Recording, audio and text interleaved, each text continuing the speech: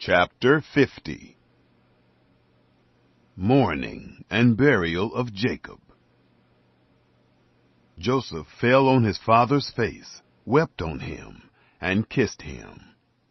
Joseph commanded his servants, the physicians, to embalm his father, and the physicians embalmed Israel.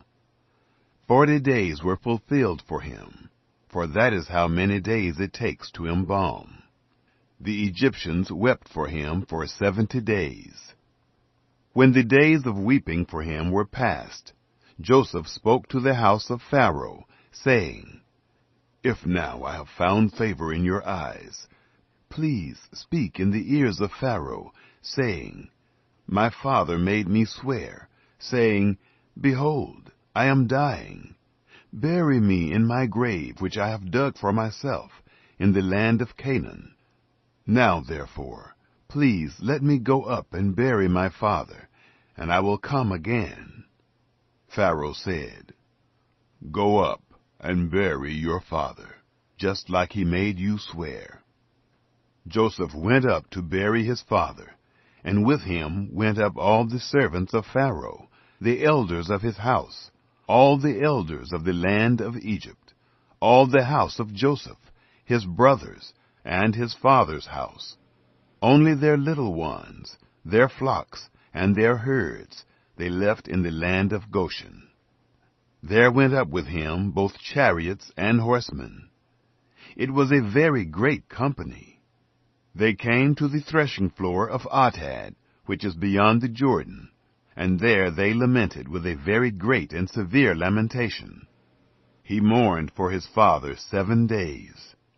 When the inhabitants of the land, the Canaanites, saw the mourning in the floor of Atad, they said, "This is a grievous mourning by the Egyptians." Therefore its name was called Abel Mizraim, which is beyond the Jordan. His sons did to him just as he commanded them. For his sons carried him into the land of Canaan, and buried him in the cave of the field of Machpelah, which Abraham bought with the field, for a possession of a burial site, from Ephron the Hittite, before Mamre.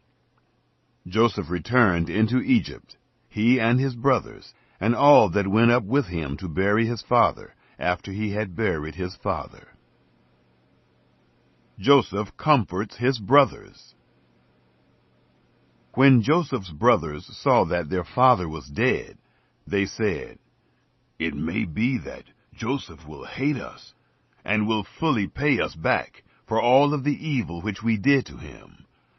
They sent a message to Joseph, saying, "Your father commanded before he died, saying, You shall tell Joseph, Now please forgive the disobedience of your brothers, and their sin, because they did evil to you.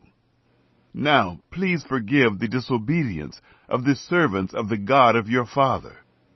Joseph wept when they spoke to him. His brothers also went and fell down before his face, and they said, "Behold, we are your servants." Joseph said to them, "Don't be afraid, for am I in the place of God? As for you, you meant evil against me, but God meant it for good, to bring to pass, as it is this day, to save many people alive. Now, therefore, don't be afraid. I will nourish you and your little ones." He comforted them and spoke kindly to them. The death of Joseph. Joseph lived in Egypt, he and his father's house. Joseph lived 110 years. Joseph saw Ephraim's children to the 3rd generation. The children also of Machir, the son of Manasseh, were born on Joseph's knees.